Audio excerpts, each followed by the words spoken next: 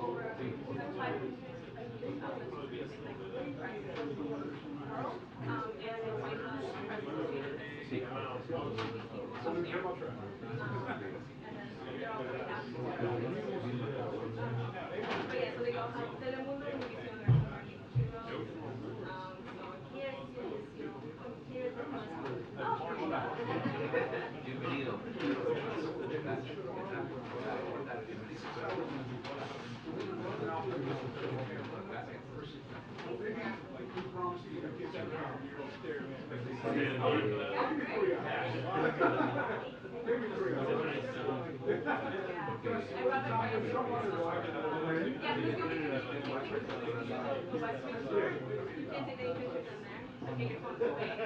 My dad was like, people are gonna believe me that I didn't have to, I have to like really sell it because you weren't here. So it's the only place you can do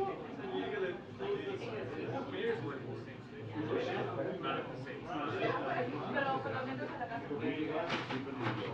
So you see the Oval Office, but you can't. Until we get to the but not anymore.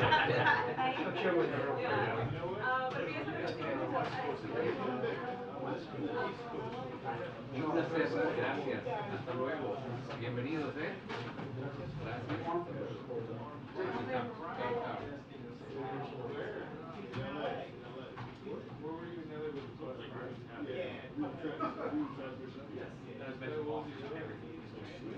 I haven't seen him since Ukraine.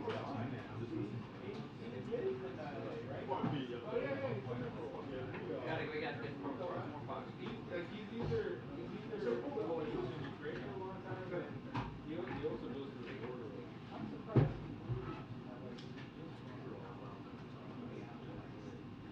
He sold it.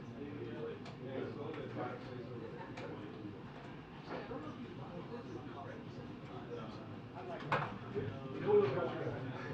Is this yours? Yeah. Oh, I jumped on it because I was like, I said it. Oh, I was like, scouring. yeah, yeah. Do I want it?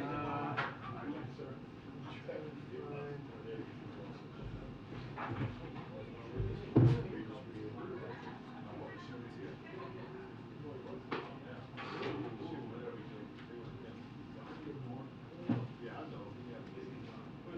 He did. But then he gave him like this satellite type thing. Coil, did they wrap you out? I did it before.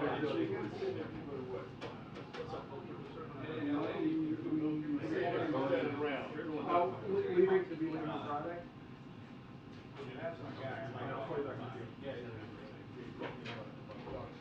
Hey, you know what the difference between today and tomorrow is? Today everything's in focus, and tomorrow it's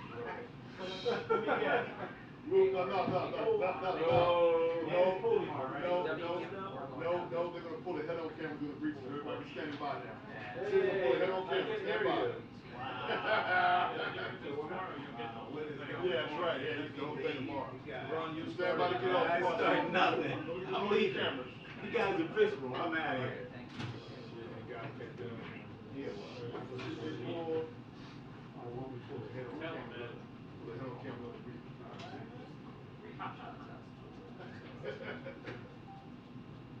God never won't be there.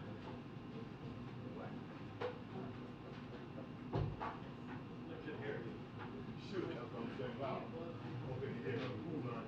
You know, ever since you did the no light school, I stopped using my camera too. Oh, yeah. Nobody cares what's wrong.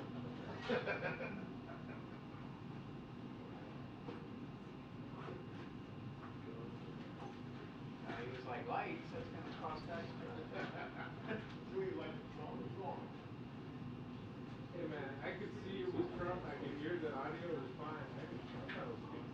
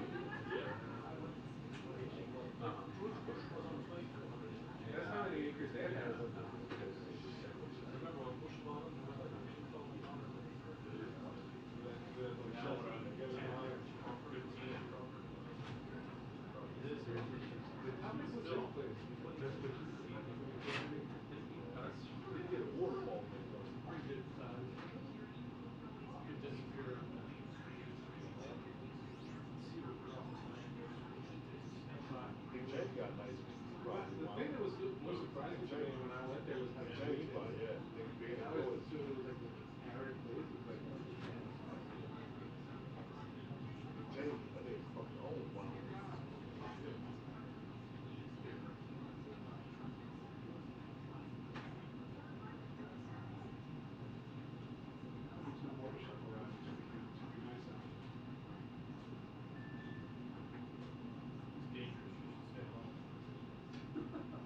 Did you fix the tire? I got 2 bikes. I don't have to ride that one. Did you find it? I've got Good to see you Sure. too. Are you sure? Yeah. I was. I'll plug it into your briefing thing. Because you guys just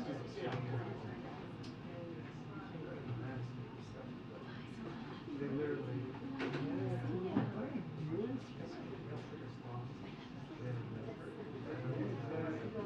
For a briefing, tell us. For now, the matter goes. The matter goes.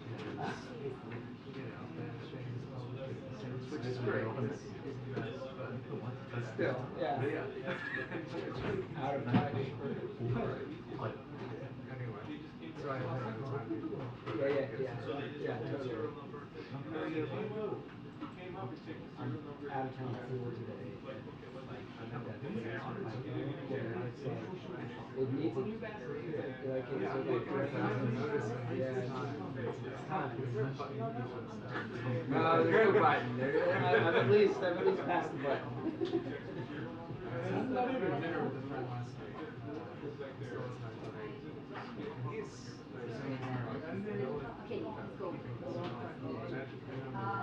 yeah, I mean it's not. Yeah, you won't be very happy.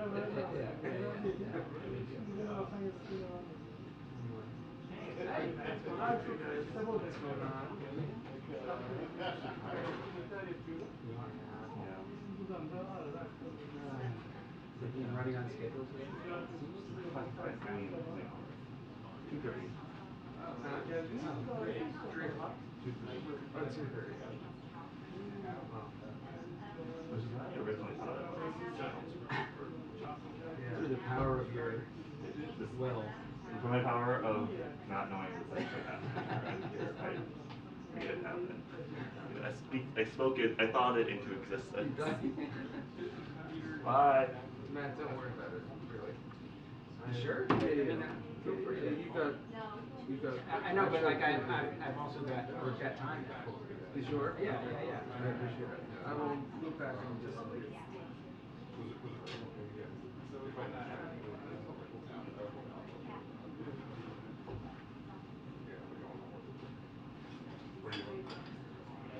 Well, I was gonna say, I was kind of looking forward to.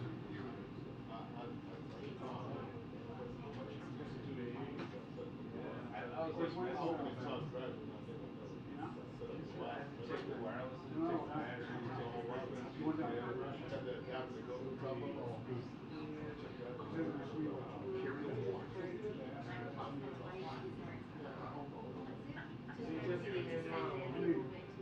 Chops up, see, not the bad. They ain't focused. I mean, if you were to follow a set order, there's no camera. Good. So there's like a, let's say. We're in order.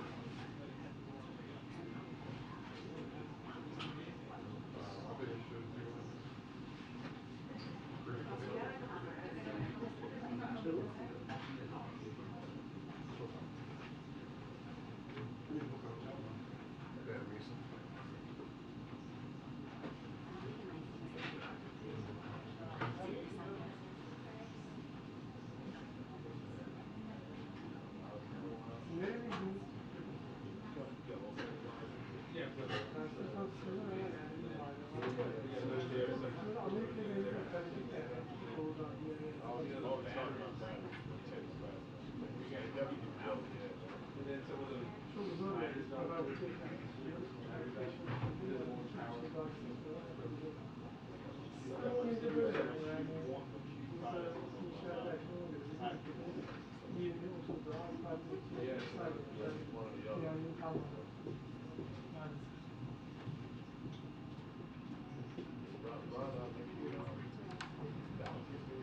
Are you?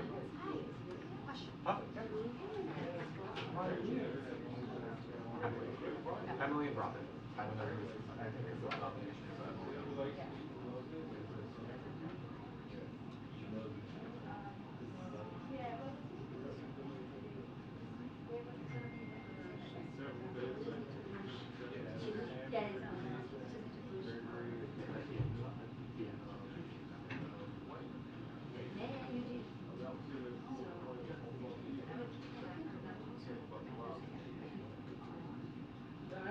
Those gifts I just assume no wow. It makes it easier. They're great anyway.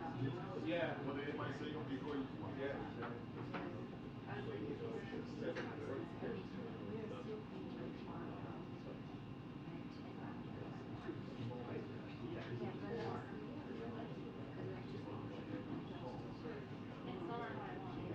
No, I mean, I already figured out what I was going to do because I was going on the assumption that there was no wow. Right. Good. Okay, I will draft an email. Send it to you.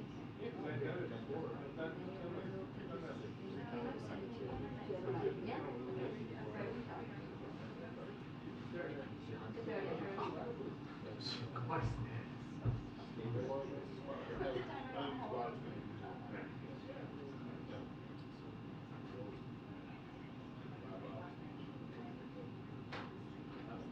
It just makes it easier. Just takes that one element out.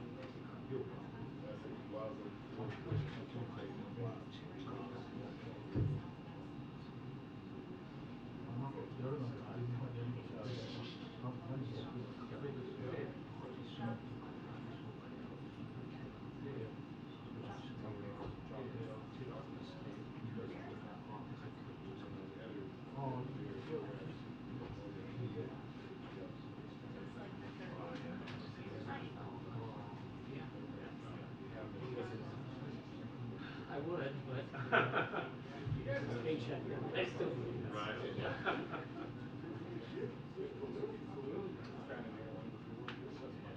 Cool snow right there. It is. Yeah. I'll sell you ads for $5.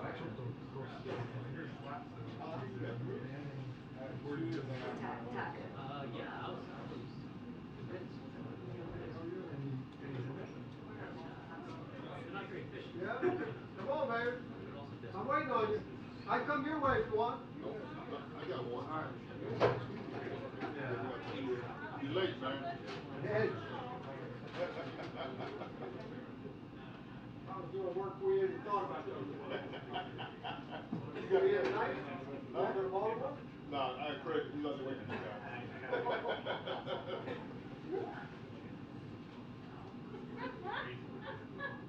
That was just crazy. Oh, yeah? I was like, you know, I might as well. I was like, I'm here, I'm like, I thought my using that camera a lot when I was in the train. You get Mike all jacked up though. Mike, yeah, he loves being here. Excited, super excited.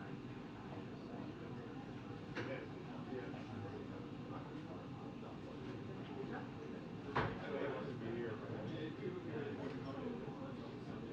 You're welcome.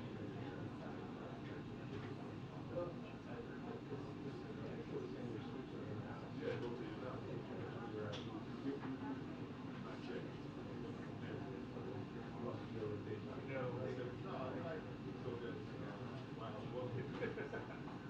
Like every day. yeah, nah, you know, it's a little rotation. I'll be here. Nah. It's good you're here. Show you around. Get all this stuff. When he first started. When he first started congressional. Capitol Hill. Yeah, okay. Good guy.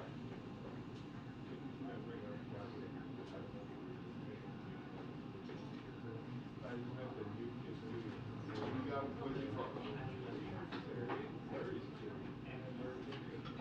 I don't know why I try to be on time for these things. I know. I was even a little bit early. Bird, right? Yeah, I did it from Can't take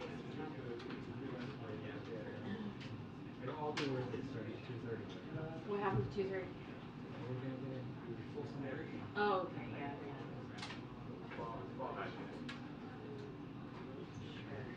How's your It was good. I got home at like 9.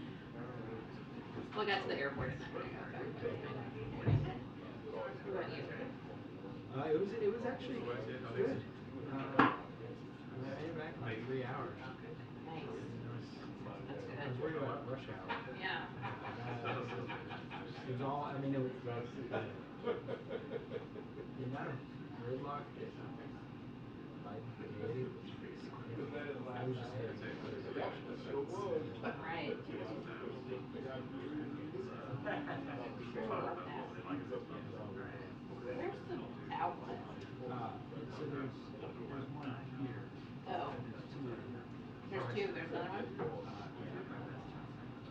Oh, yeah, good president.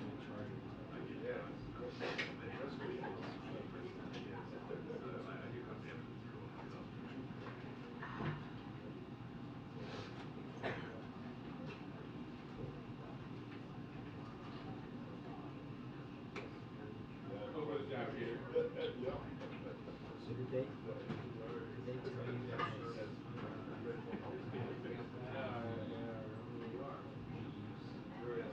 No, I'm curious. No. What? No, they said in that email yesterday. After. But it said, what did it say? 11:15? 11:15 is when you leave. Yeah. He gets back here at 6. Well, I'm trying to book my return flight. Oh. Determine how close I'm going to go. How, oh, okay. So what did he, like, when he leaves Selma? Yeah. I'm having such a hard time with Russell Fox flags today. Oh my god. Oh, really?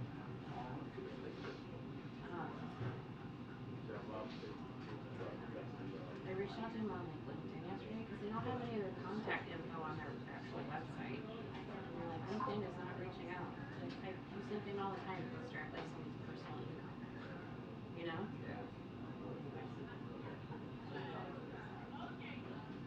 She's a little aggro. She like called my editor and like didn't call the Congress to make a motion.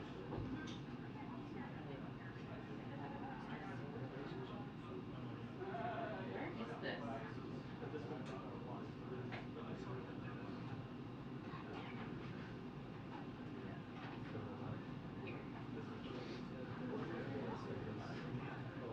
So it'll be done by like 11:15 flights to yeah.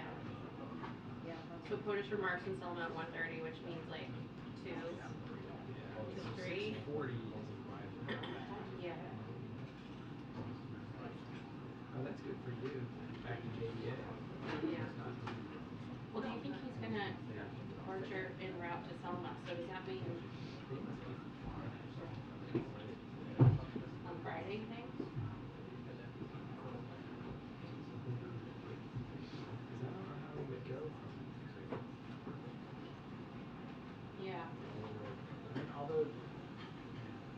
Well, I'm wondering what I have to do on Friday if I'm on duty and he's got all this shit here and then he's leaving. Like, how early will we have to be at Andrews? You're out of town. So I'll miss like the briefing and Schultz probably. Yeah, although Schultz, I'm in town for Friday. I think the Schultz thing is just a full spray. And there's the middle on there. So 12:45 is the briefing. I don't know if I'm gonna be able to do the briefing.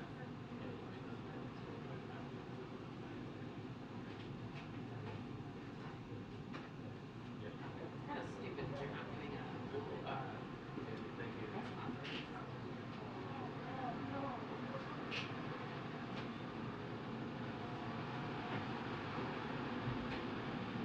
So he arrives at JPA. I bet he leaves there at 5 or 6. Although. Baby's body. What? Twitter. What? BBC.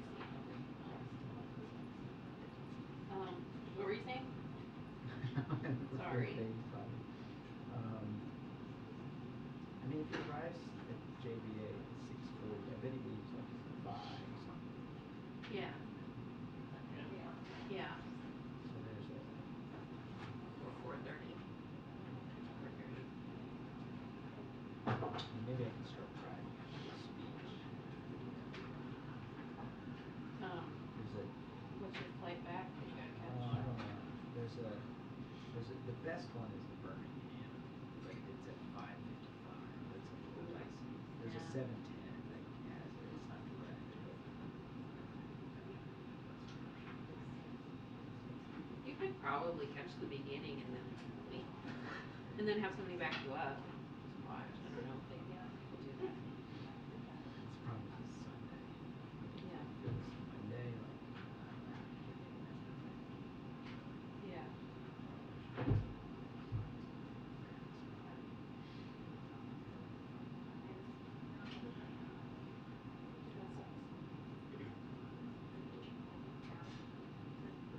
How far is Birmingham from Selma?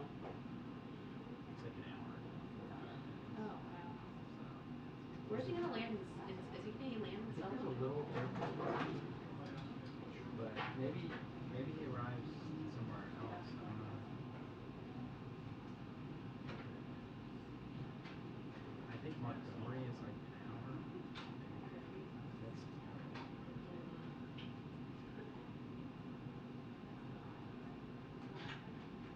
I just don't. I feel like this is gonna be a brutal weekend. I don't know. Maybe I'm wrong. It just seems like there's gonna be a lot of van sitting. Van Yes, sitting. there will be. Although, I mean, it's possible that you get late. Hi. How are you? Good, how are you?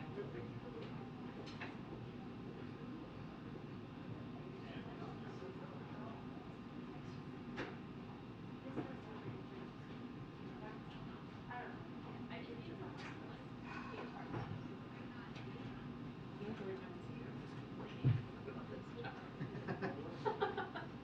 Isn't that normal though? Yeah, I think Okay. I'm not a beacon of love. I mean, I'm thinking about videos of him drive. Oh yeah, that's bad. Like several hours at a time. Yeah, and then watch him come on a helicopter, record that history, and then drive to like, I don't know, some convention center. And then the remarks are all cool. I mean, they're all like live.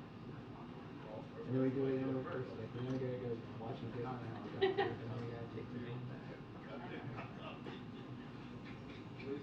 Place 2 doors to Africa, man. It's too late. How's that looking? Good to see you.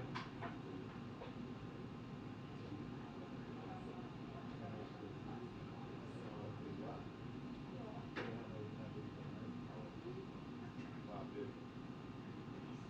Yeah.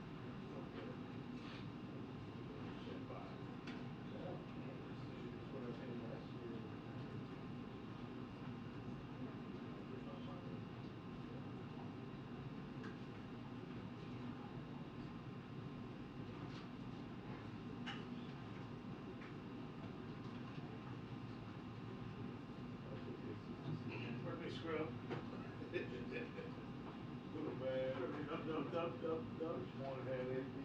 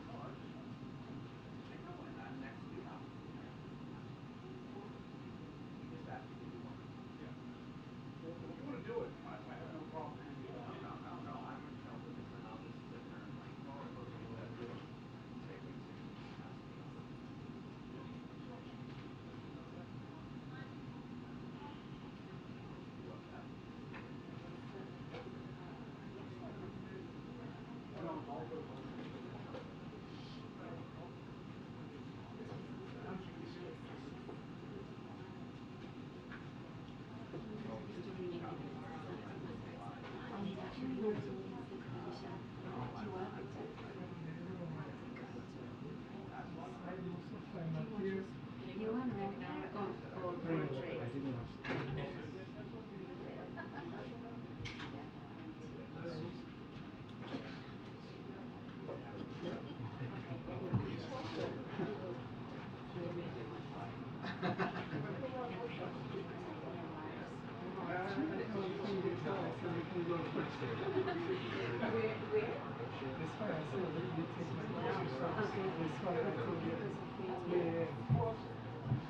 You don't have my phone. That's all. Yeah. Oh, wait, Biden.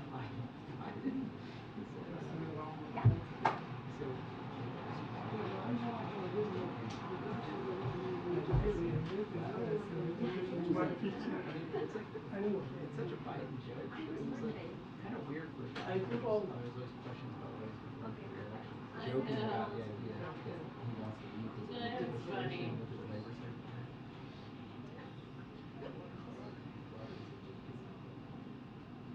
On fire.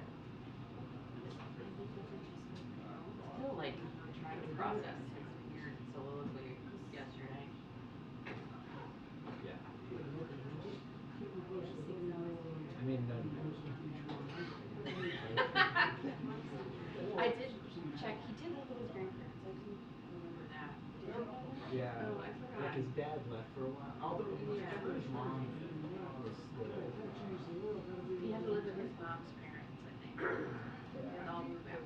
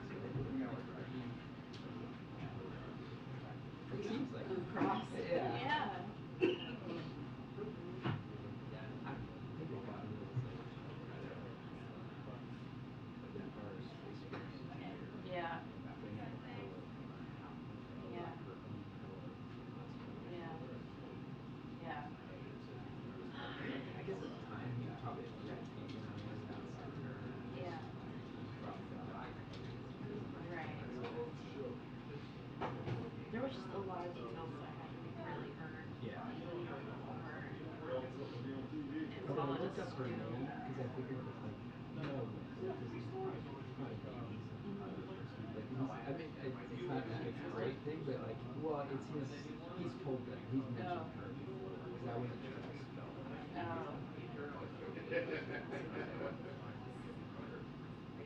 And he's brought her up.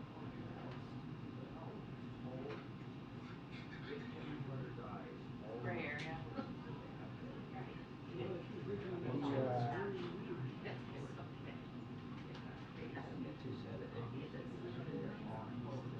Yeah. Yeah. Yeah. It just everything had the same name. Yeah, it definitely was stronger than I. Like I got that feeling interesting, like just for that.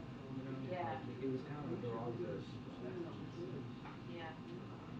But it was like it was really good because it was like unpacking, I guess, Yeah. where we decided to like the life of the story. Yeah. You're right though, where it felt too like unfocused. I didn't Like care about his it was kind of cousins like a and- dump because he didn't do the book. Yeah. I think he just He dumped just had a lot everything. of stuff.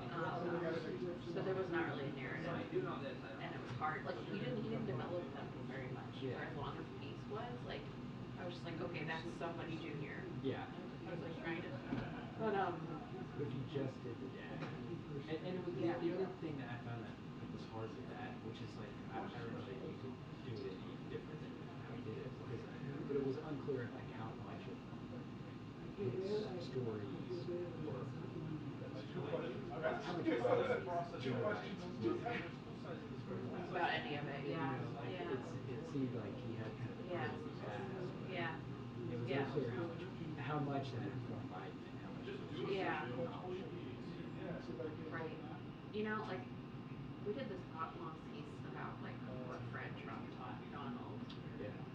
Like last year, like we did long look at him and his dad, and like I wanted to do the same thing with Biden and his, but like he is like such a decent figure. Yeah. Like compared to even how he describes his mom, which makes me feel like that like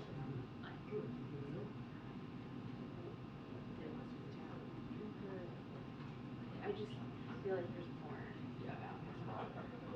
Yeah. That he is like lionized for like not being true. Yeah. And he's like this sort of like murky figure that uses like describe sayings to that have nothing to do with anything about raising a child. It's all about like big expedient things Yeah, for him yeah. right now. Like I don't know, there's something about it to me that's like very like Trump never talked about his dad. There was enough in the public record, obviously, and just he wrote about his dad. And there were all these people around him who would talk to us about his dad and like how he treated him. But like I don't know why it just feels different. I haven't really tried, but it feels different. But there's also seems to be like a big gap where like Biden quotes him, it's always like Jesus, right? Yeah. His dad kind of just seems to disappear Yeah. after he's gone to college. But Yeah, it's been that's for true. a long time. Yeah. After that, he's like not, he's out of the narrative. Uh-huh. I don't know. Yeah. Like it's not from his life. Yeah. And even his mom like living in the cottage. Yeah. Yeah. And like for those that it's a good story.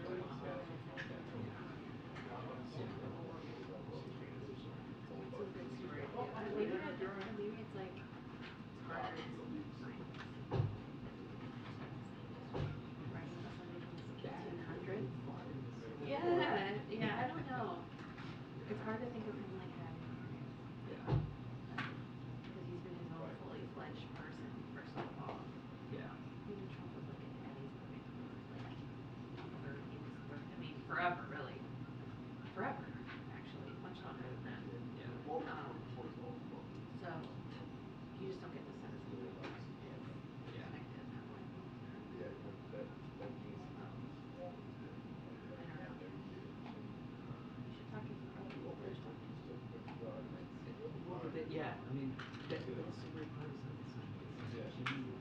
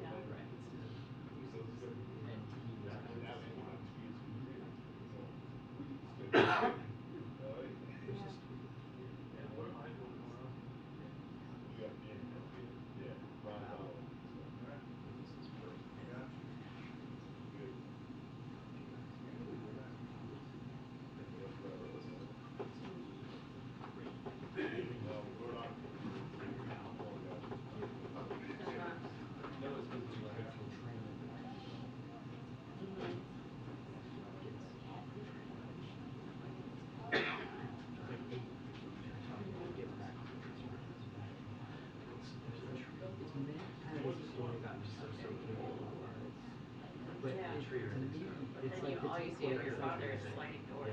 Yeah, and it's like it's like Yeah. like put on this thing like at the train.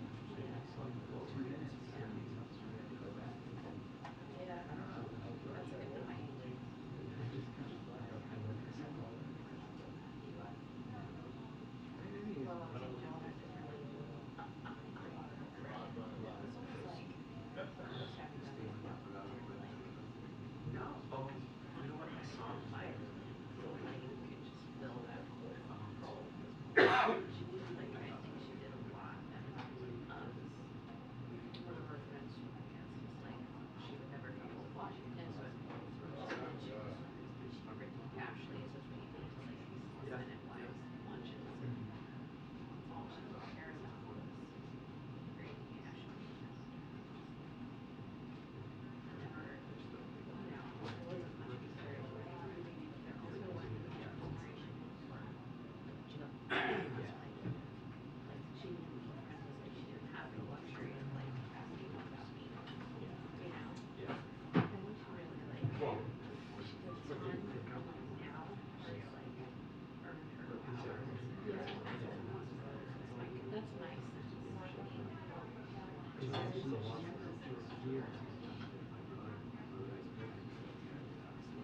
No, she never, I mean, she never, yeah. Yeah. And like rarely ever interfered. But a lot of that, like, she was raising me.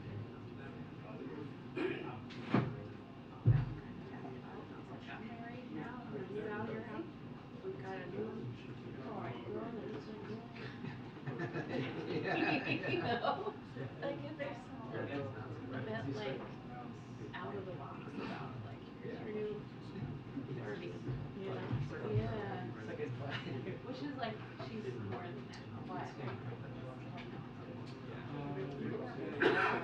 But this is like reminding me of like all the things I tell. So like, oh how cute, you know?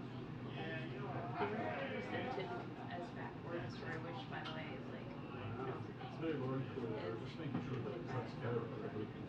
I want that. Like things like but really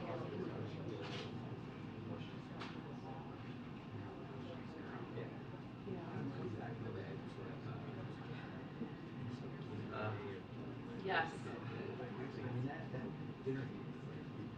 It was like the most telling. And like at every point when he would give these interviews, like he would talk about and then when he gets to the end, he's like, Tom, take care of that. Like, just her. Anything that's more narcissistic.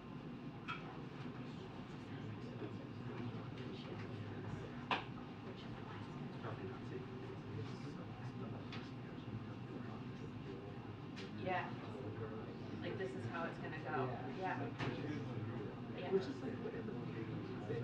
Like I never really down to say he didn't have this ambition. Yeah. Yeah. And oh, Kitty. Oh my god, fascinating.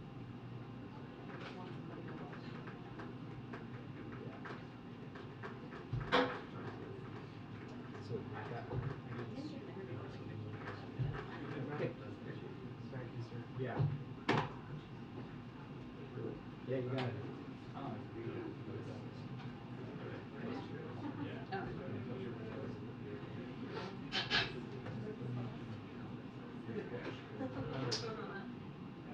Oh yeah, are you doing Well, one? Oh, she's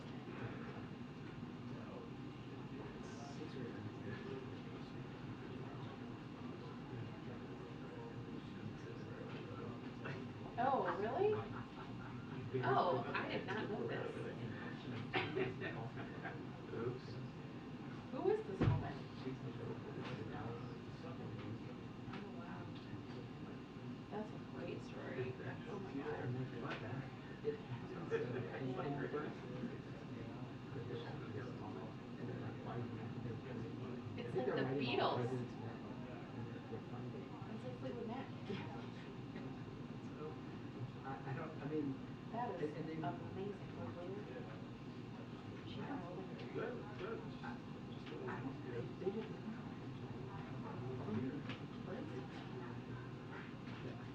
I just, I don't like, Hi, man. no. You should call it different. I went down Rabbit hole. a deep rabbit hole. Like to brush on your jeans.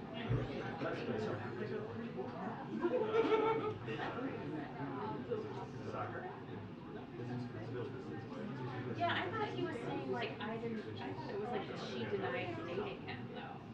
If this is the same. Because it was problematic for her professionally. Yeah. She's Yeah.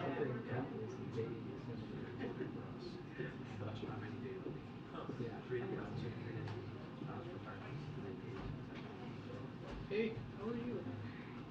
Oh, this also. Oh my God. Yes, it's off the record. And you know, Pretty bad. Where does he live? Yeah, but where, you don't have any. Oh. Where is she at?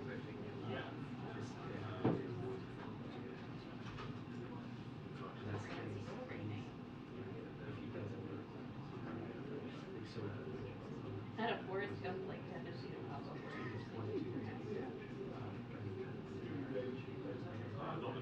Cool person. Morning, Diego.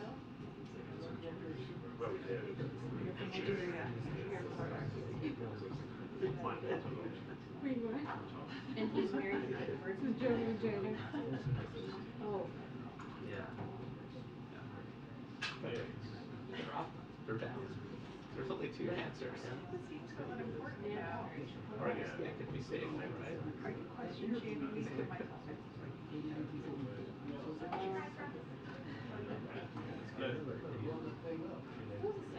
That's good. Do you think that they were really dating though? Yeah, I don't know. My wife actually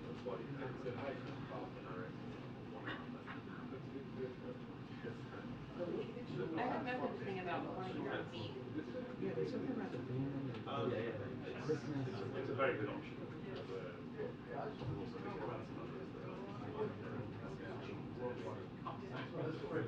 a lot of things. That was crazy. That's right.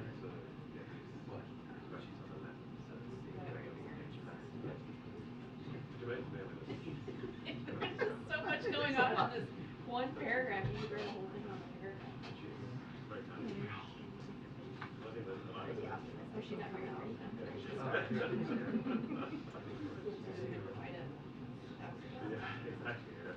Just the 3 kids from Russia.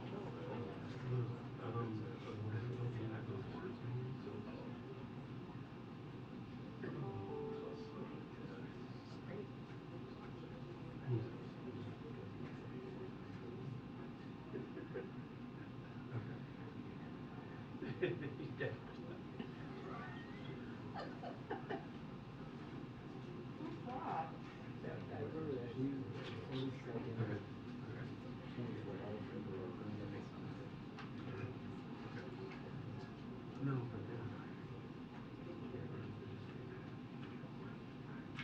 Well, last night's been covered.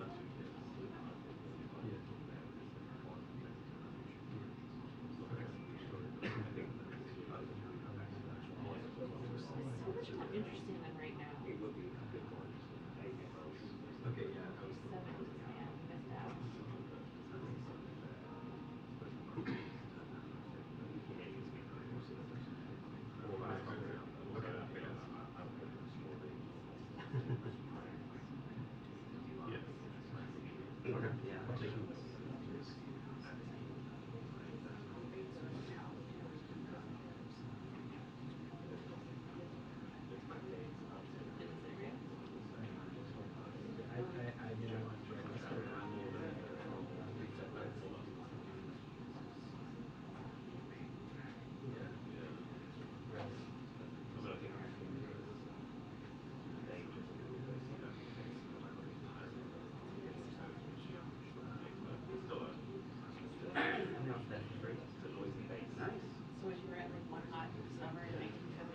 You should do it.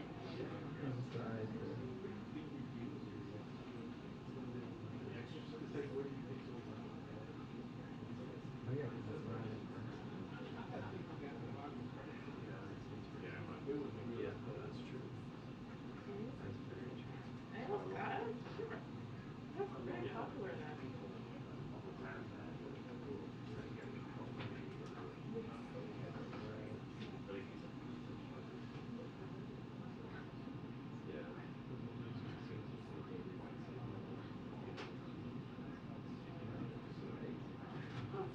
I mean, the thing is, there's so high, and how are you gonna just revive it? That's how Carl, I was like it too. Are they still closed?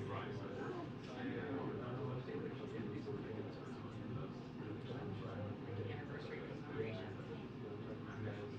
They were so young when this happened. Like, I didn't realize that until later. They were like part of the metro.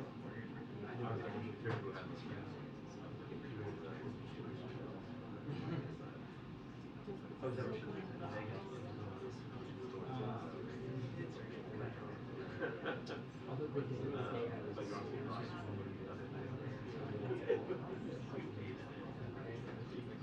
Yeah. When I was there, and Bradley would always be in, he would always come in every day and like have lunch with people. So that's true. That was so cool. Yeah. It's rare to see Ben Bradley. Yeah. That's probably a good thing. Yeah. Occasionally I get back to Yeah. find my mom. There's this one thing, Sally was mentioning, and speaking of ghosts, there was this like, in Vogue, there was this story that nobody could seem to find that there's like hands from ever running. Yeah, allegedly March 22nd. I don't believe that. But Sally had read the book. It's very like she kind of like Yeah. campy. Very All right. They like for it. I don't know if it really fits. Like Section is dug into done an investigation into actually there was a slug that was in it for a long time, and then she doesn't have that. Last week, I thought you were erroneous. Yeah. Proud.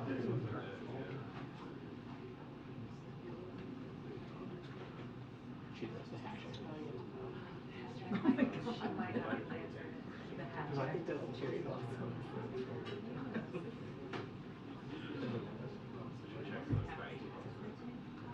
Are you briefing today, or left to hang out for an hour or something?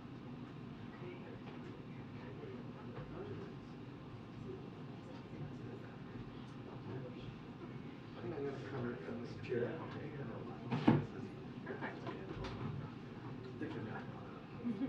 Perfect.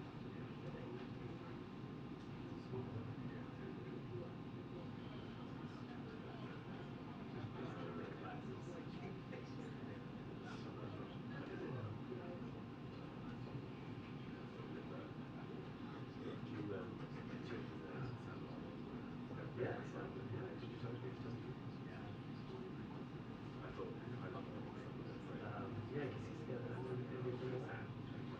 Sweet. He's not even Yeah. an hour late. Isn't it when you was supposed to? No, we were supposed to leave at 4. That's the sentence, right? Yeah. It was really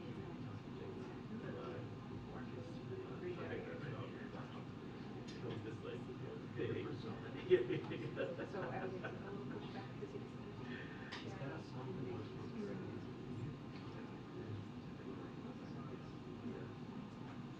Yeah, yeah.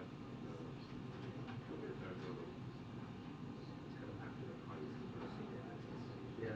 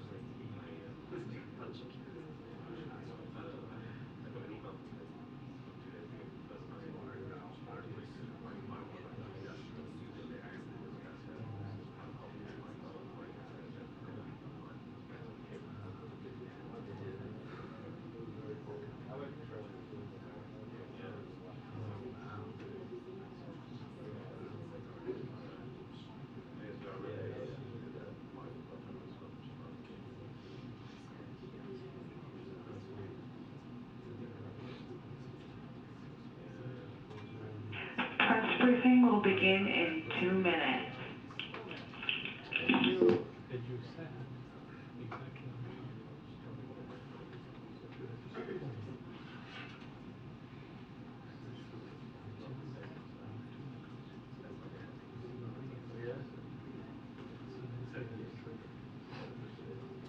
Well, I was thinking about changing my position to go over there. And that would affect everything.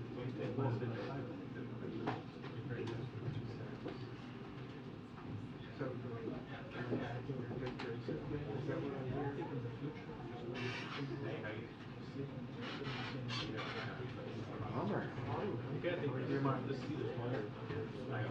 Oh, hi Laura. If they're ready, we're...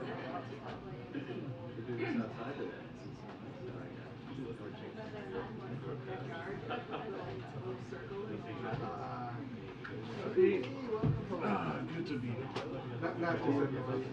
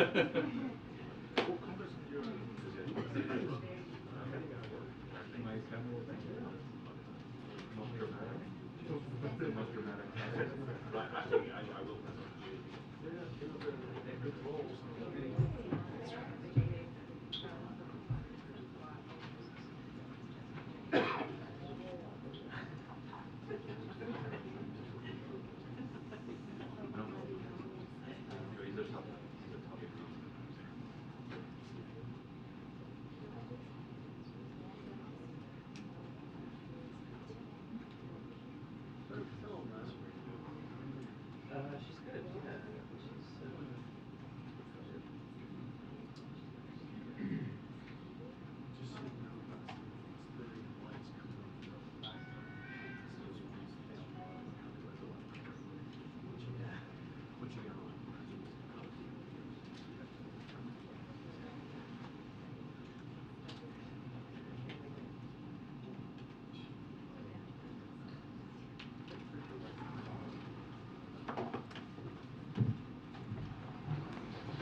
Hi, good afternoon, everybody.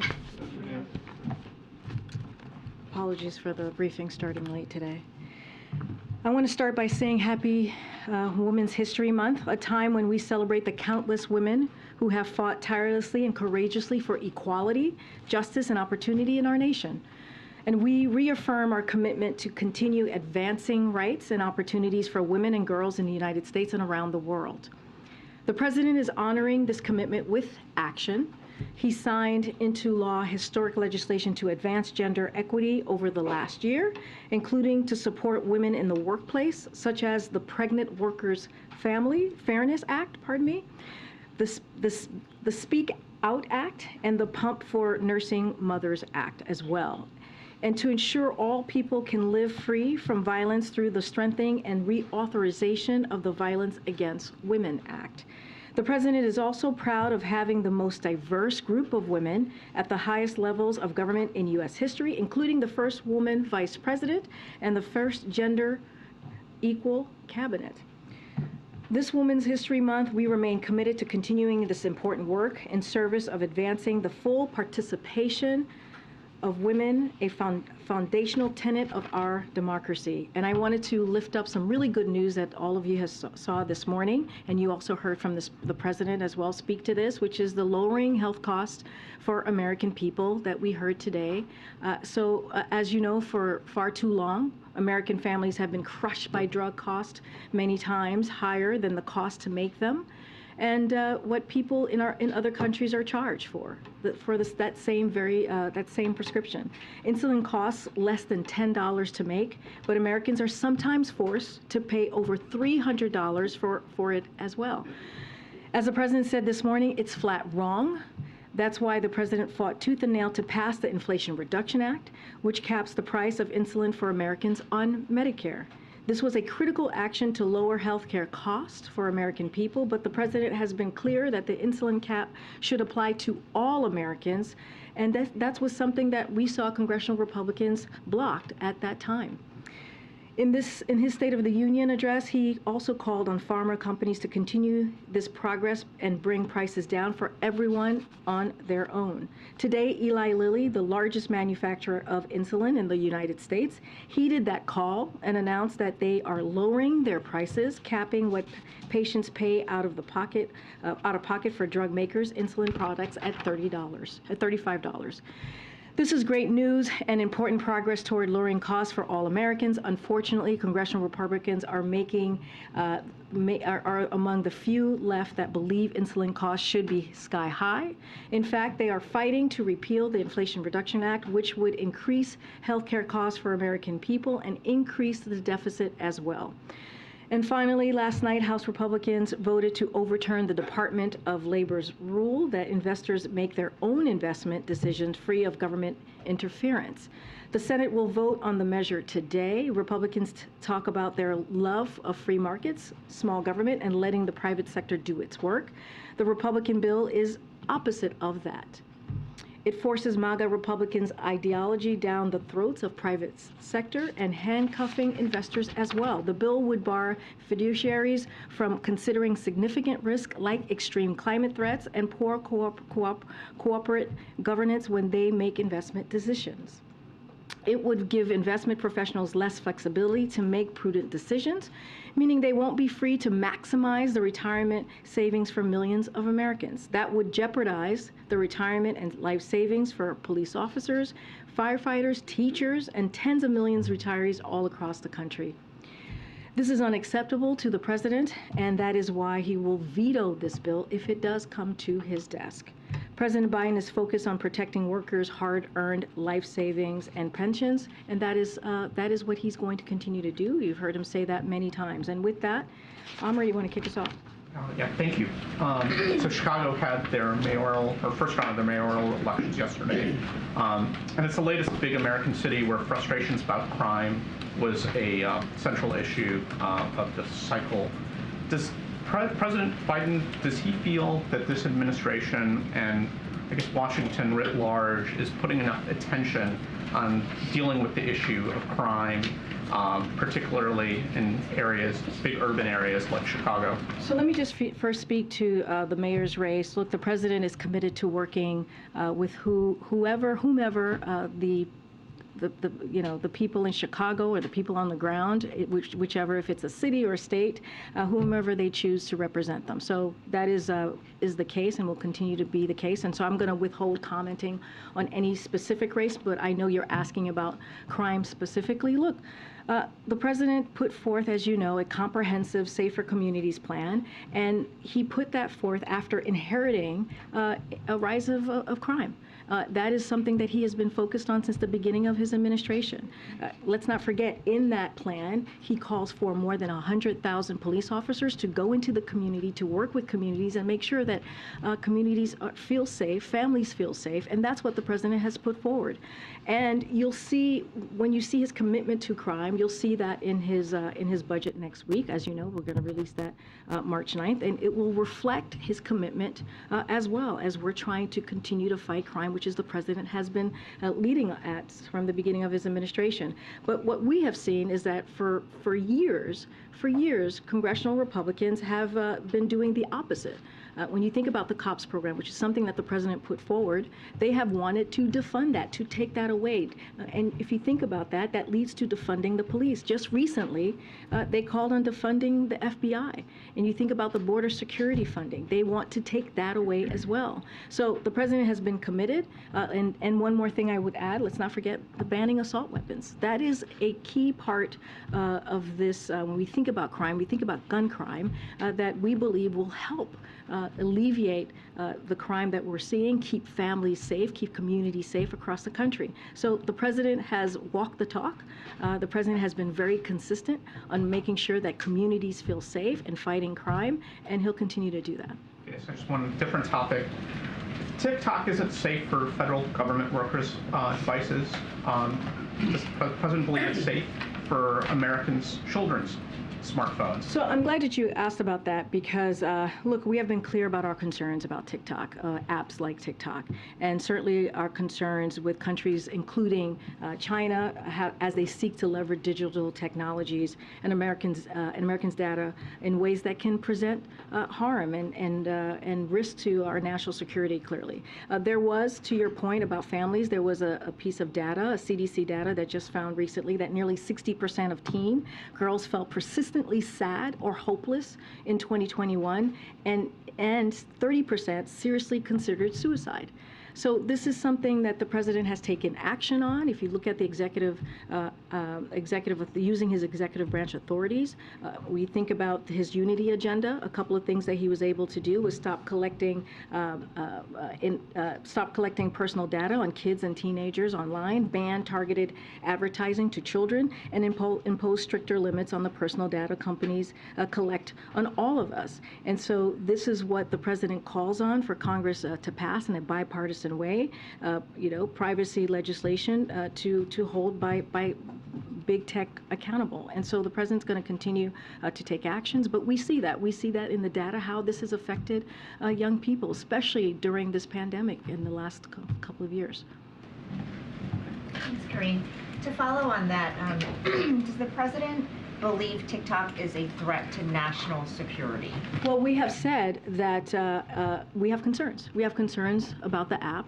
And that's why we have called on Congress to act, and including, and I mentioned earlier, just moments ago, including how China is trying to collect the privacy of Americans in a way that can present national security risks. So yes, we have concerns about that, and look, we're going to continue to call on Congress. I just laid out the president's unity agenda and what he's looking to do and the actions that he wants to take from the executive branch of his authority, and so we're going to continue to call that out. Do the actions include a ban on all devices in the U.S.? So look, what I would say is this: the White House does not use TikTok, but we do believe that. Congress took action, and so therefore, clearly they took action and put this into law, and clearly we're taking those steps as it relates to the federal government. Outside of that, we know that CFIUS has an ongoing investigation ongoing looking at this situation. So I'm not going to go beyond what CFIUS is doing. I guess what I'm trying to understand is, has the president not issued a federal ban on TikTok on all devices because he does not think it's a threat to national security, or because he does not have a legal mechanism to do so? I'm not going to get into the specifics on what he has legally to do so or to not do so. What I'm saying, and we've been very clear, that TikTok, poses a problem and an issue. And so we have concerns about that as it relates to Americans' data, collecting Americans' data, and the potential national security risk. And we've been very, very clear on that. Again, CFIUS has an ongoing process that they're working through, so I'm going to let that speak for itself, what they come up with. And then just one more on the intelligence assessment on the Havana syndrome. The community does not believe it was a foreign adversary that is to blame for these cases, but rather things such as pre-existing conditions, conventional illnesses, environmental factors. Can you elaborate on what that might mean, and what else you're doing to try to pinpoint exactly What caused so it? a couple of things. So look, nothing is more important to this administration, to this president, than the health and the well-being of our workforce. So that is a priority for this president. With bipartisan support with Congress, we have focused on ensuring that our colleagues and their families who report anomalous health incidents receive the support and access care that they need. And so that has also, that medical treatment, the medical care that they need has been incredibly important. So we also asked the U.S. intelligence company to surge resources to help advance our understanding of the AHI reports to date and examine all possible explanations. We have committed to be transparent with the workforce because we believe that's what they deserve, and with the American people as well. But what the IC has learned, and we would refer you to clearly ODNI as it relates to the assessment and what the specifics of that assessment and the key judgments that the IC released, that's something that we clearly would recommend to them. But it is important to note that what the director of the National Intelligence said and underscored today is that today's IC assessment does not call into action the very real experiences and symptoms. Like, we acknowledge that, and we understand that people are truly went through an ordeal. And so, and that's something that clearly our colleagues and their families had to deal with. So our commitment and the President's commitment to the health and safety of U.S. government personnel remains unwavering. And this is why the departments and agency will continue to provide timely care on as we look at the medical care, and make sure that that the reports are thorough, support research efforts, and process Havana Act payments as requested. So again, as it relates to any specific questions to their assessment, I would refer you to ODNI, but this doesn't change the commitment that the President has in making sure that these families, our colleagues in the workforce, get the help and assistance that they need, and they're going to continue to work through that. Thank you. And just to follow up on that, is the President satisfied with that report, with that assessment on the Havana syndrome? Look, I'll say this, what's important to the President is that we take this very seriously, as the intelligence community has. And you saw the assessment. They laid it out pretty clearly from ODNI. What we are committed to is making sure that our workforce and their families get the assistance that they need through the medical care. And look, the work is ongoing. It continues. So that extra special financial support that came from the Havana Act that the President signed, the White House still believes that the people who are suffering from these symptoms, even with this assessment now, that those people should still get that extra financial support. Absolutely. Yeah, absolutely. But I do want to send a message to the American people. Look, it is important, again, for the health and wellness of our workforce to be a priority. And that's what you saw from the intelligence community assessment, and even from the assessment, that doesn't alter that. It doesn't alter our commitment, the President's commitment to their health and safety.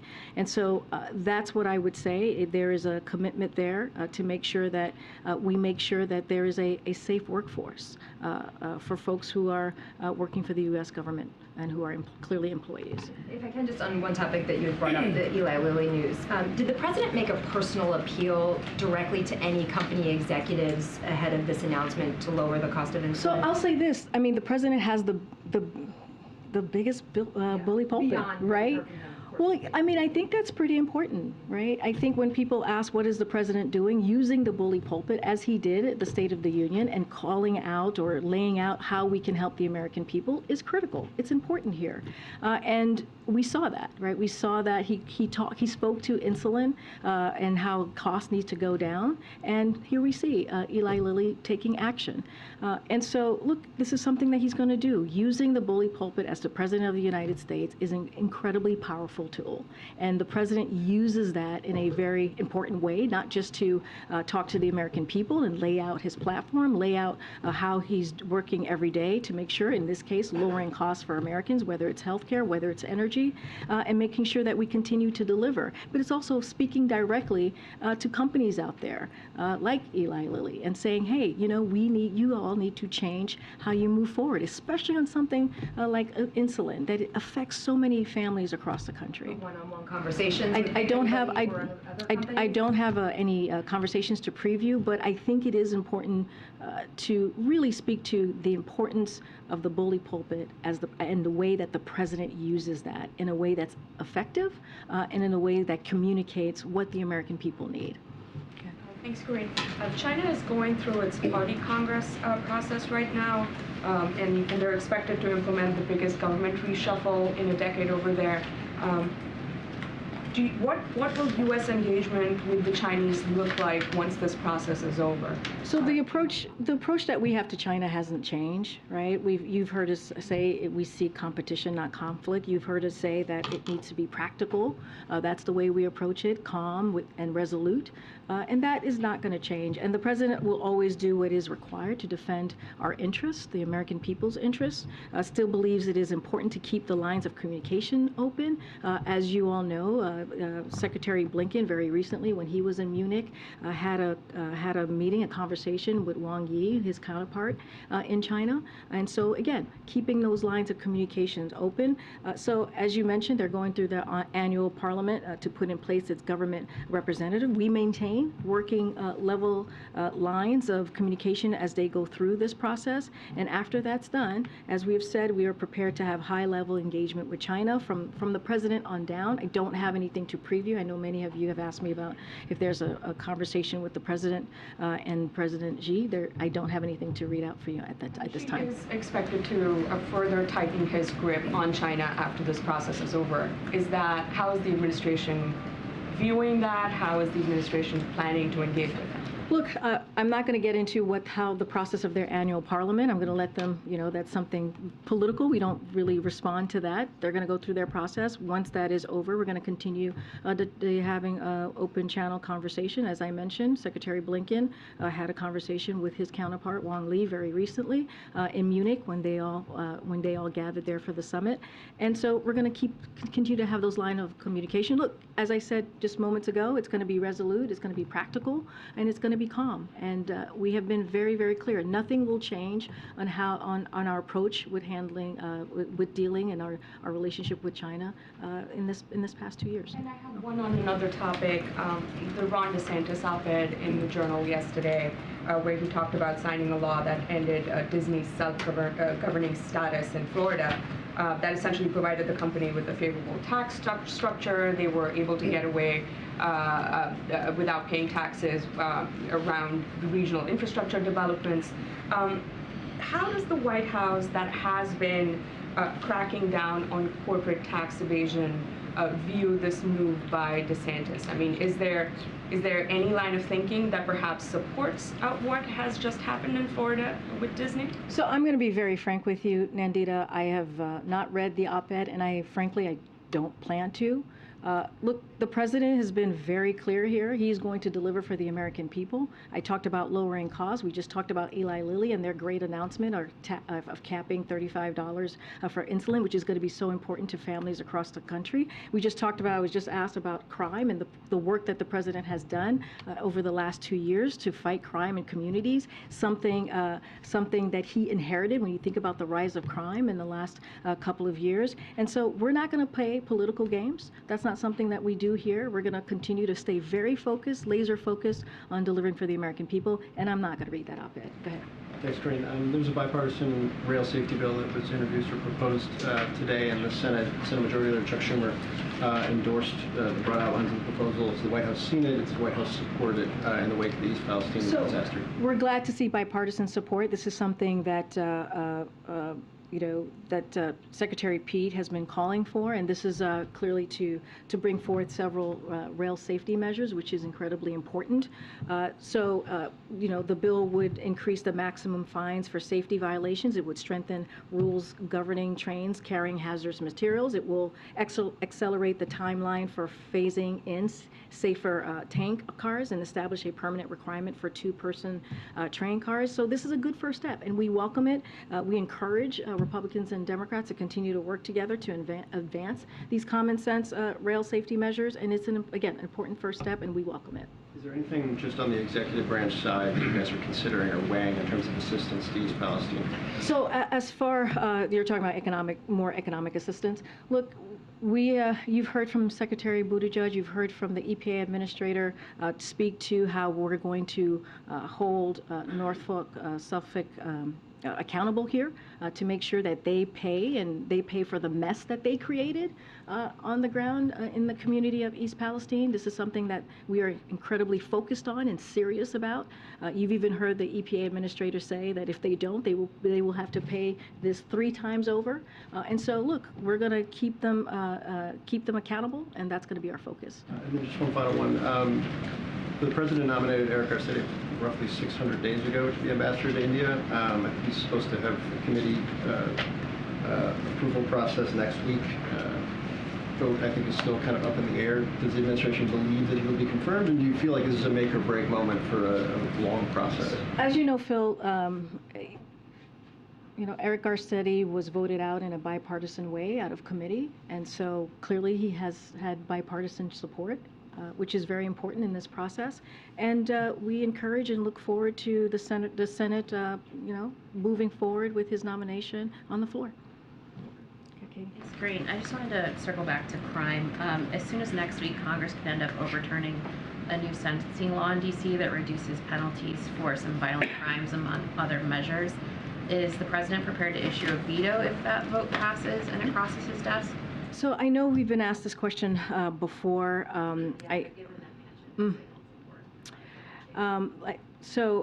Look, the president takes this very seriously when it comes to crime. I'm not going to get ahead of what the decision is going to be, or what it's going to ultimately look like. Don't want to get too much into hypotheticals. But what I can state clearly, and I've said this before, the president is very committed to make sure that our communities are safer, that families feel safer. That's why he put forth a plan very early on, making sure that we put more police in communities, that work with communities so that they feel safer. And you'll see that as it relates to funding, you'll see that in his budget next month. I'm not going to get into too much of hypotheticals from here, but the president, I believe, in the last 2 years and throughout his career, has shown his dedication in making sure that we keep communities safe. Okay, and just a second one, since it's March 1st, do you have any information about the president's planned trip to Ottawa this month? It's been reported that he's going to be visiting. I don't have anything to share. Nothing to preview at this time. Okay. I wanted to ask you about the student loan arguments that were before the Supreme Court yesterday, and many justices seem to take issue with the program. And I wonder if the administration has a message to those who have had loans already forgiven and are kind of in limbo right now. And given the skepticism from a lot of the justices, are there any plans from the administration in the event that you don't have the authority, or the authority is struck down? So a couple of things. The plan that we put forward in August is the plan that we have, right? Which is also a plan that you heard the Solicitor General really defend in a very strong and powerful way yesterday, and that's our plan. And we believe in our legal authority to get that done, to get it implemented. And let's not forget, it is a good plan. It is a plan that's going to give American families, middle-class families who truly need it, individuals who truly need it, up to $20,000 in relief, to give that, again, a little bit breathing room for, again, working families and middle-class Americans. You heard, I don't know if you saw this, but Secretary of Education sent out an email to borrowers yesterday and basically saying that we have their back. And I think that's also very important. That's the message that we sent to borrowers who need this opportunity right now as we're coming out of this pandemic, going through this pandemic, a little bit, again, of breathing room. I guess my question is, if that plan is deemed unconstitutional, is there a backup plan? No, I just said that's our plan. This is our focus right now, is getting this done. You saw the Solicitor General really give a strong argument yesterday in front of the highest court of the land. There's a reason why we took it to the Supreme Court, because we believe that we have legal authority. And let's not forget who this helps. It helps teachers, it helps firefighters, nurses, police officers. That is who we're talking about, and giving that extra little time and extra breathing room to make sure that they can either start a family or buy a house. And let's not forget, when that happens, when that occurs, it actually puts money back into the community and helps the economy more broadly. Thank you. Follow up on Is it me or? No, it's okay. Okay, thank you. You got the floor, my friend. A follow-up on Mayor Garcetti's nomination. Looks like he doesn't has the bipartisan support, as this week Florida Senator Marco Rubio placed a hold on his nomination along with 6 other senior diplomatic positions, including Rich Verma, Gita Rao. What do you have to say on that? Is President calling these senators, some of the senators, to get these nominations through the Senate? I mean, it's basically what I just said. We think that Eric Garcetti is qualified to serve this vital role. That's why the president nominated him, right? The president nominated him because he thought he had the experience to be the U.S. ambassador to India. And as I mentioned moments ago to one of your colleagues, he received bipartisan support going out of committee, and we would like to see the Senate to move him forward and to continue getting that support. One more. Secretary Blinken landed in Delhi today to attend the G20 foreign ministers meeting, attend Quad foreign ministers meeting, and his bilateral with his Indian counterpart. Is he carrying any message from the president for the prime minister, any letter or any message for him directly? Yeah, on his visit, Secretary Blinken will reaffirm the strength of the U.S.-India relationship and express our commitment to continue working together and in groups like the Quad to advance economic growth for our two countries and expand cooperation as we have our shared priorities. So that's what you're going to hear from Secretary Blinken. That is the message that he will deliver. Thank you. Good, Michael. Thanks, great. Just following up on the Havana Act, which technically stands for the Helping American Victims Afflicted by Neurological Attacks Act. The predicate, obviously, of that law that the president signed is that these are attacks. And now the intelligence community is saying that 7 agencies are saying that it was either unlikely or very unlikely that that's the case. So understanding your position that obviously the administration wants to ensure that personnel across the government gets care, but that's not what this law outlines. This law outlines care for those who have been the subject of attacks. Is that a concern of yours, and how do you plan to do Look, this? I think what the president wants to make sure that occurs, that happens, is that we show our commitment to government employees, to the workforce, as they're going through a real issue here. This is a real problem that they have all experienced. And so we want to make sure that they continue the medical care that they're getting, that they get the resources that is needed as they're working for the U.S. government. That doesn't take that away. And so that is a message that we're going to send to the workforce, the U.S. federal workforce, and also to the families who are going through this, the individuals who are going through this right now. And I think that's an important message for the president to send. They had a real experience that they all went through, that they reported, that clearly the intelligence community looked into to see exactly what it was. They have a conclusion. They came up with assessment. I would leave it to them to speak directly to that. But it doesn't take away what they went through. And so the president is committed to that. And I think that's the message that we want to make sure it goes forward. Just quickly following up on that, now that this assessment is in, does the president feel, does the White House feel as if this is a settled matter, or does he have more honestly, I would refer you to the ODNI on their specific assessment and where they are and what they concluded. I'm not going to speak to that from here.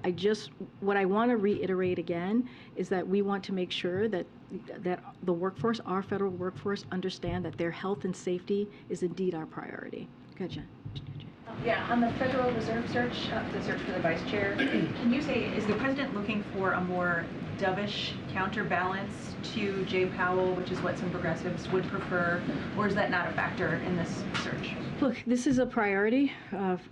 Making sure that we fill this vacancy is a priority to this president. I'm not going to get into specifics on what the president's process is, but I would tell you that he thinks it's important to get that vacancy filled, and he's going to clearly continue to make that a priority, and we hope to have something to share in the near future. FISA 702 reauthorization. What's the White House's position on reforms to 702 in this round? Would you be open to reforms, or is the White House insisting that the section be reauthorized without any changes? I don't have anything new to share on that particular piece. If I could go back to the question about the D.C. Council action and the likelihood that the Senate will send the President a bill that forces him to make a decision. Is it fair to say the President is at this moment undecided? Has he not yet decided what he's going to do? I'm just not going to get into hypotheticals from here. What I can say to you is the President's commitment, just more broadly as it relates to crime, as it relates to making sure that Americans and families feel safe, and what he's done in the past 2 years, but also beyond. And so that's what I can speak to at this time, just not going to get into hypotheticals from here. So let me ask it this way. There are two ways to look at the question. One is to side with the mayor, who said that the council's action went too far and she vetoed it. The other is to side with the members of the council who insisted on enacting it against her objections. Does the President decide where he stands? Does he stand with Mayor Bowser? Does he stand with members of the council? So look, what I can say, so as it relates to D.C., I'll say this, and the President has been very clear about this. We think that we must do more to reduce crime and save lives. And that's why the President has taken those actions. As it relates to D.C. more broadly, and the President has said this as well, it's a clear example why D.C. deserves statehood.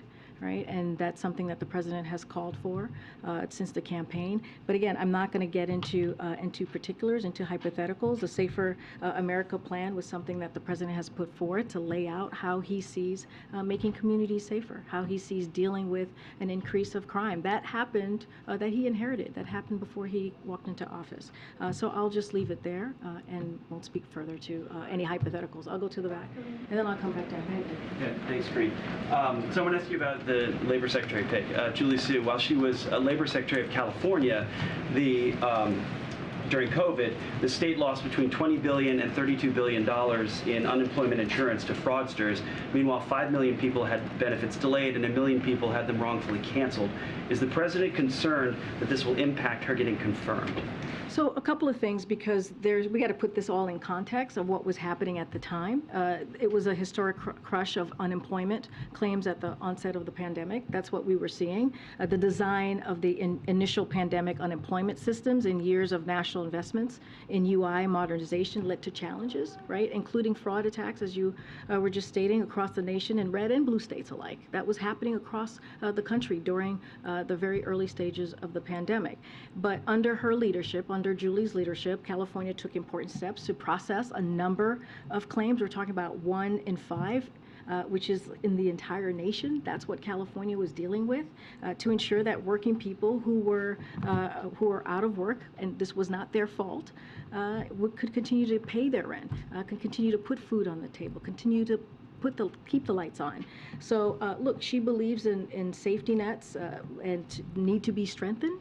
That is something that she indeed believes in. And I'll add this as well. When the President took office, he prioritized combating potential frauds of relief funds, just as he did aggressively and successfully as the Vice President. So this is an issue that's important to her, strengthening those safety nets, and also an issue that's important to the President that he's actually taken action on. So does he think she can be confirmed?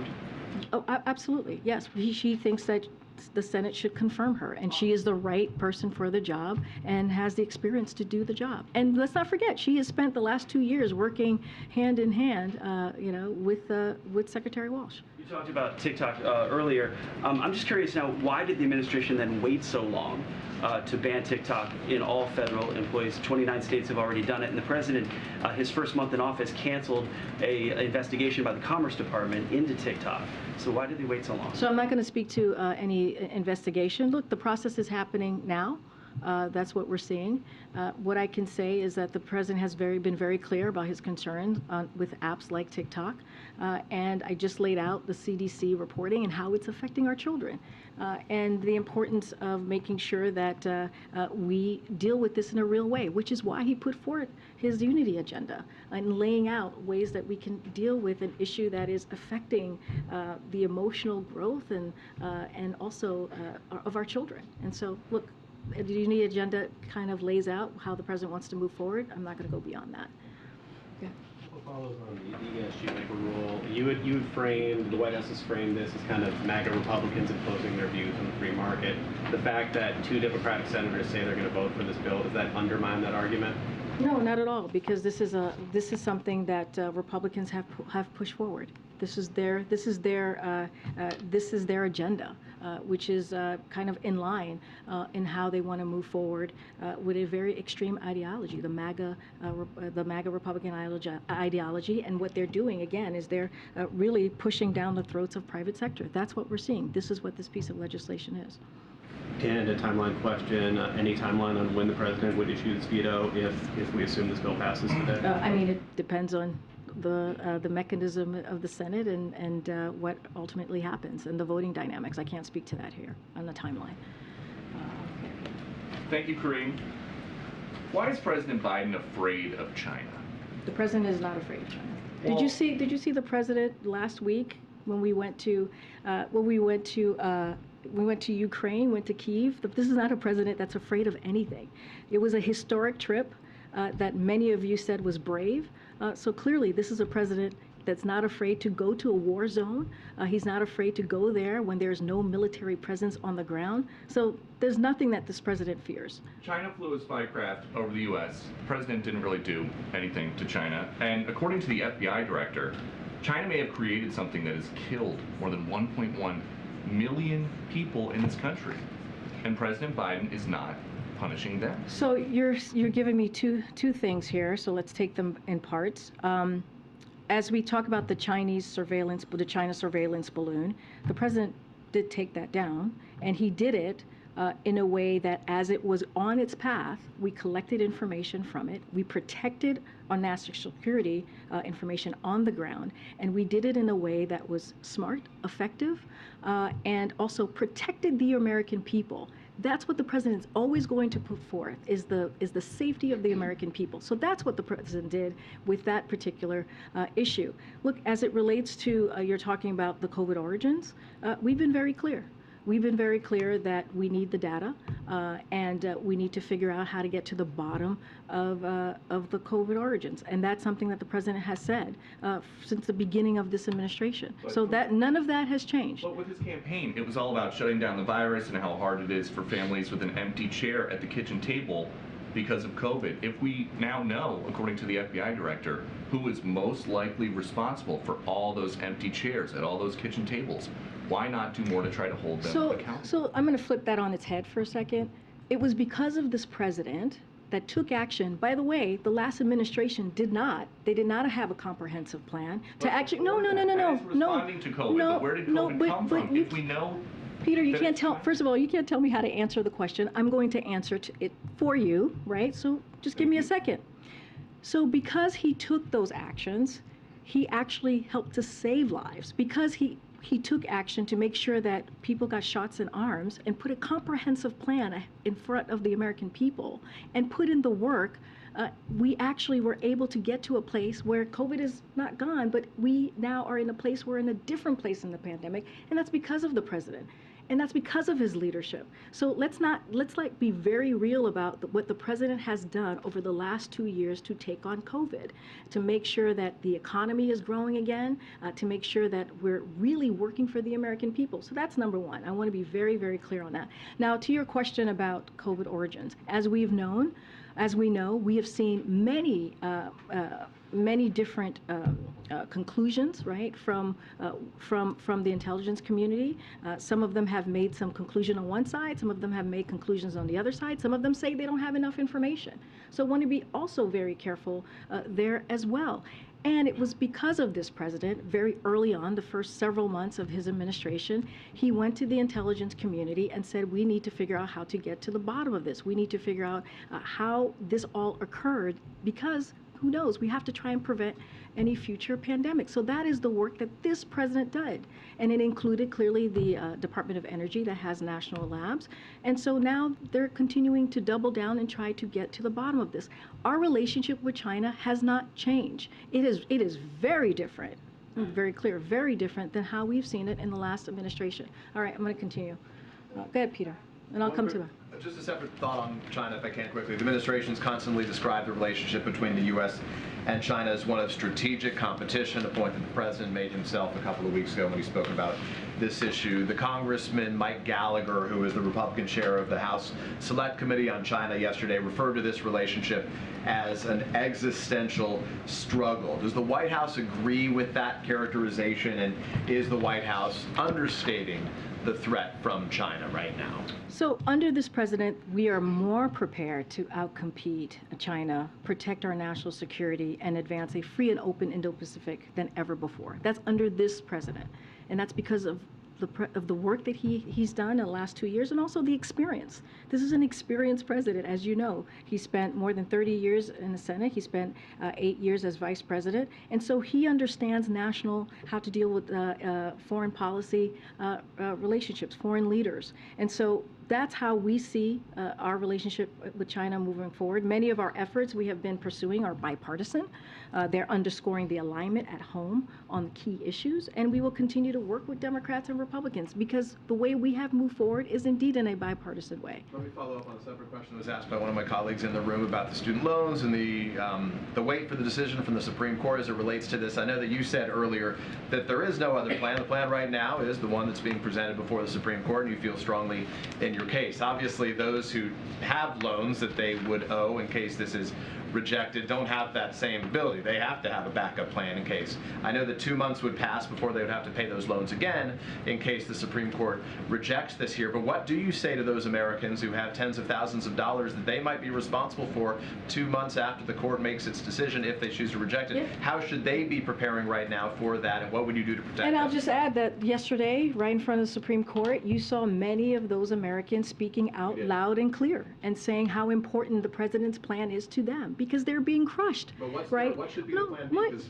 everybody who has their own budget at home has to have a plan. I hear you, Peter, and you asked me what the message was to the American people. You heard, I just laid out or mentioned how Secretary of Education sent an email out to those borrowers saying that, hey, we have your back. This is an administration, when you think about the president and the last couple of years here, that is kind of his motto, right? We have your back. We will do everything that we can to protect Americans and give them, again, some space to actually be able to be part of this growing economy. And so, look, we do not have another plan. This is our plan. This is it. We believe that we have the legal authority. That's why we took it to the highest court of the land, the Supreme Court, and we're going to continue to fight. And you saw the Solicitor General do a fantastic job in putting forth a strong argument defending the president's plan. Just to be clear, though, so you don't have another plan, which is to say for those and you have those individuals' backs, which is to say if this is rejected, though, there isn't anything in the works right now by this administration. What I'm saying to you, Peter, what I'm saying to you, Peter, is this is our plan. It is a good plan because how it helps Americans across the country, especially working Americans, middle-class Americans. So this is our plan. And you heard it. You heard it. The reason I mentioned the folks that were in front of the Supreme Court. And I said they should know that we are going to continue to fight, that we feel strong in our legal authority here. And you heard it. You heard it from the SG yesterday, who defended it, the president's plan in a forceful way in front of the Supreme Court. Has the president spoken to Jimmy Carter in recent days, given the fact that he appears to be doing well, considering the circumstances? Have they had any other opportunities? I don't have any call to preview or to speak to. As you know, the president, I think, spoke to this when he did his ABC interview recently, that he has known Jimmy Carter for some time, was the first senator, to endorse him, and so they have a decades of relationship behind them, and so I would just say that he continues to wish him well, but I don't have a call to read out. I'll go to the back. All the way to the back, behind you. Thank you. So shifting gears, the Daily Beast reported yesterday that Republican Congressman James Comer invoked President Biden's son, Beau Biden, over not being prosecuted, saying this U.S. attorney had an opportunity to go after the Bidens years ago. He goes on to say it was Beau Biden, the president's other son, that was involved in some campaign donations from a person that got indicted. So I'm wondering if the White House has a response to Chairman Comer invoking Beau Biden, and whether the president thinks it's potentially, if Mr. President thinks it's potentially appropriate that Mr. Comer investigate his deceased son. No, it's completely inappropriate. and it's ugly, the comments that he made, and it says a lot about the chairman, which is not good, by the way. To make the statement that he did is incredibly ugly and inappropriate. And here's what I would say: instead of House Republicans focusing on attacking the president and his family, why don't they actually focus on what the American people put them in office to do, which is to deliver for them, which is to actually work with their colleagues, the Democratic colleagues, the president, to actually put forth pieces of legislation or put forth policies that's going to make a difference in their lives. And you know, you don't have to listen to me. You can look at the results from the midterms that said just that. They want to see Congress working for them. That's what they want to see. They want to make sure that their Medicare is protected. They want to make sure that we're lowering costs. They want to make sure that their family feels protected. They want to make sure that their rights are protected. But that's not what House Republicans are doing. Instead, they want to do political stunts. Thank you. Way in the back. Way in the Thank back. you. Way in the back. Go ahead. Thank you. The Attorney General Merrick Garland was testifying up on the Hill today, and he was asked a lot about fentanyl. I have a few questions for you on that front. He was asked by Senator Graham. Senator Graham said, quote, "Would you agree with me that whatever we are doing as it relates to sentencing guidelines is not working?" And the Attorney General said, "I would agree with that because of the number of deaths that you pointed out." Does President Biden believe that sentencing guidelines around fentanyl deaths need to get stricter? I just caught a bit of the coverage. I didn't catch all of it. And I will say that the Secretary or the Attorney General spoke to a number of issues from what I understand. What I know for sure that he spoke to the Justice Department's independent work and his commitment to rule of law. I'm just not going to go beyond that. The Attorney General was asked if he opposes making the senior-most cartels being labeled as foreign terrorist organizations, and he said he would not oppose that. Again, I only saw a bit of the coverage. What I can say is what he's committed to. I'm just not going to go into this. A little bit broader for a second. The number of fentanyl deaths in this country has doubled in the last 2 years. The Attorney General described it as an epidemic. Can you describe what the administration has done to curb and to try to tackle this epidemic, as he put it?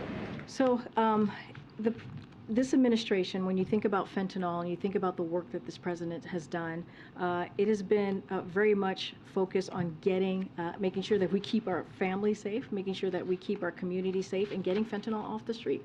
And we've done that in record numbers. You've heard me talk about that. You've heard me talk about the work that this president has done on fentanyl more specifically. I was just talking about the plan that he put forth to make sure that we keep communities safe. And that is part of that as well. We have seen record number of fentanyl come off the streets because of the work that the president has done, because of what he is committed in protecting the border security, making sure that he put forth historic funding. There's still more work to be done. We would like to do that work with Republicans. They refuse to work with us. If anything, they want to take away.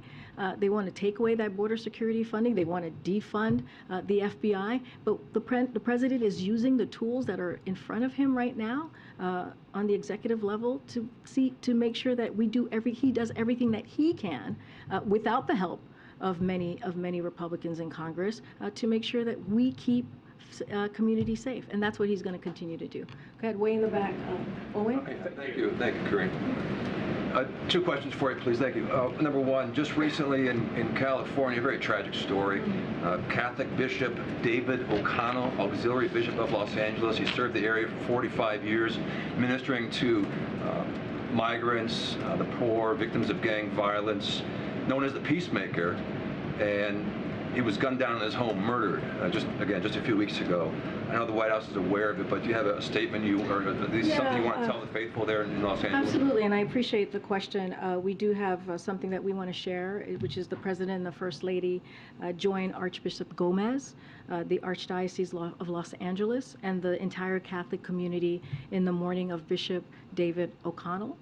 We also express our sympathy and prayers for the family and friends of the bishop, who will certainly remember his legacy of service to those on the margins of society. And so, again, we offer up our condolences to the community. Thank you. And secondly, is President Biden aware of this leaked document that recently came out of the Richmond, Virginia field office that compared Catholics, conservative Catholics, to violent extremists? Several attorneys general have written a letter, and they say, quote, "Anti-Catholic bigotry appears to be festering in the FBI, and the Bureau is treating Catholics as potential terrorists because of their beliefs." Again, they wrote that in reaction to that leaked document. So my question is the President aware of that document? And what would he tell Catholics seeing these headlines who might be worried they're coming after us, the feds, because of our faith? So I have not seen this leaked document. I've not spoken to the President. I haven't seen it, so therefore I haven't spoken to the President about it. So I just don't want to get ahead of that. Would you look at it eventually and get... Okay. Happy to. Thank you. Okay. About Labor Department's ESG rule, I have a follow-up question on that. Today, Senator John Tester joined Senator Manchin, and he voices opposition to this ESG retirement rule. I understand the President will veto this bill, but what's your reaction to his statement today, and how does the White House feel about growing opposition to the ESG investment in Congress and in general? Well, I spoke to this at the top of the briefing, and I laid out where the President is on this. As it relates to the dynamics of the Senate and where this is going to go, I leave that to Senator Schumer. That's something for him to speak to. What I can say, if this bill reaches the President's desk, he will veto it, and I'll leave it there for now. Okay. Thanks a lot. I want to ask you about Merrick Garland's testimony today before the Senate Judiciary Committee. He was asked a number of questions in regards to Hunter Biden and the ongoing investigation that's being conducted by the U.S. Attorney in Delaware. And during that particular testimony, he said it would be a national security problem if the President's son had been receiving payments from a foreign government as a means to influence the administration.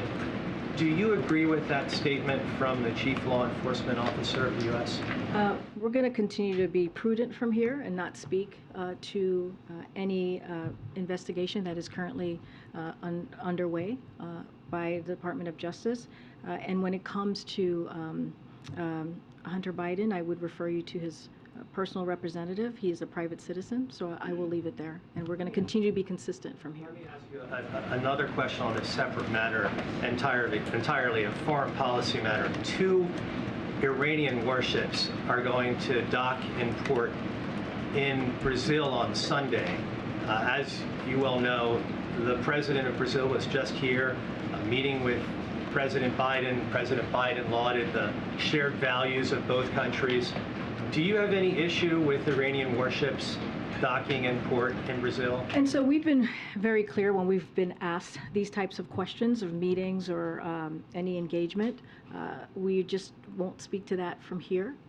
I would refer you to the respective countries. I'm just not going to speak to a potential meeting or a potential engagement. Just not going to do that from here. Go ahead, Courtney. It's not a meeting. Oh, well, I'm just not going to.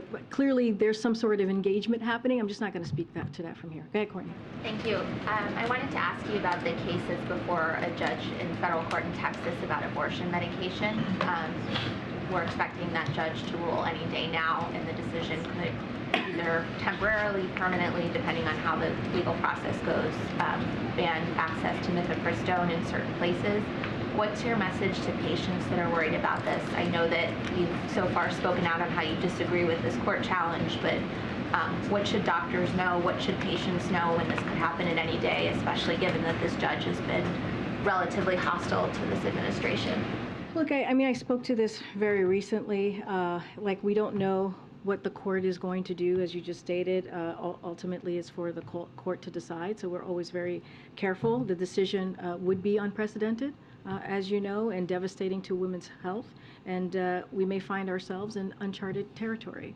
And so we're closely working with the Justice Department and HHS on this, on how to be prepared for any range of of potential outcomes. And so we'll continue to do that. We'll continue to be steadfast. We're monitoring this and waiting, like all of you, to see where the decision goes.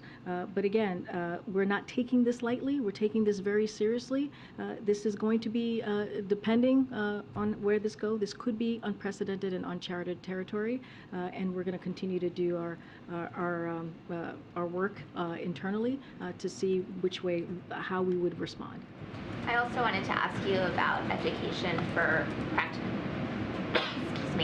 practitioners, doctors who perform abortions in certain states. When they're in medical school now, it's difficult to get practice with the procedure given that it's so limited or restricted. Vice President Harris had expressed interest in working on that issue, either by sending students to other places to get practical experience or other ideas. Can you provide any update on that, and if you're engaged in that? Yeah, I know she spoke about this recently. I don't have anything more to share than what she laid out about her concerns and the potential next steps. Don't have anything further to share with what the Vice President laid out. Green. In the back. Go ahead. If the Supreme Court rules against the president's student debt plan, will you all consider extending the payment pause while you come up with a plan B? Again, we don't. Our plan is what we laid out in August. That is our plan, and we believe it's a good plan as it delivers, as it relates to the American people, middle-class Americans, as it relates to working people. This is a plan that's going to give relief to tens of millions of Americans across the country. And we heard from many of them yesterday in front of the Supreme Court. I'm just not going to get into hypotheticals. We believe that we have a strong legal authority here. That's why we took it to the Supreme Court. And you heard from the Solicitor General. She made a very strong case for why the president's program is important. And I'm just going to leave it there for now. Just another question on TikTok. You all have had TikTok influencers in the building before. You've briefed them before. Given the focus on the national security concerns, do you still feel like that's an appropriate way to engage with the app? So look, as I've mentioned before, the White House clearly does not use TikTok. But one thing that we do believe in is meeting the American people where they are. And the reality is, many of them, millions of them, are on this app. So we engage with people who are using their own platforms. It's up to them on how they use the content. But we've always said from here, this is something that we have said for a long time, that we're going to try to communicate with the American people and meet them where they are. But we are also have been clear about the concerns that we have with this, with apps like TikTok, and that's not going to stop. Go ahead, you have the last question. We've just learned the TSA officers at a Pennsylvania airport stopped an explosive device from getting onto a plane Monday. Do you have any comment on that? I don't have any comment from here at this time. I would have to talk to our team. More broadly, do you have a message to Americans who are hearing about flight safety incidents, close calls, devices on planes? How can you ensure that the air is safe? Well, Secretary Buttigieg has been on the airwaves this morning, the last couple of months on this, speaking to our commitment to making sure that we keep Americans safe, especially Americans who are clearly flying. And so we're going to continue to do that. The president is committed to that. As it relates, for example, to the objects, the 3 recent objects, one of the reasons the president took the actions that we took was because we wanted to make sure that we kept civilian airways safe. So you've seen him take really bold actions in that way. But as it relates to just what we've been seeing the past couple of months and just most recently, look, we're going to do everything that we can to make sure that that Americans feel safe flying. I know there's an FAA investigation on this most recent incident, and so we're going to see where the investigation goes and how we can prevent that. All right, thanks everybody. See you tomorrow. Thank you.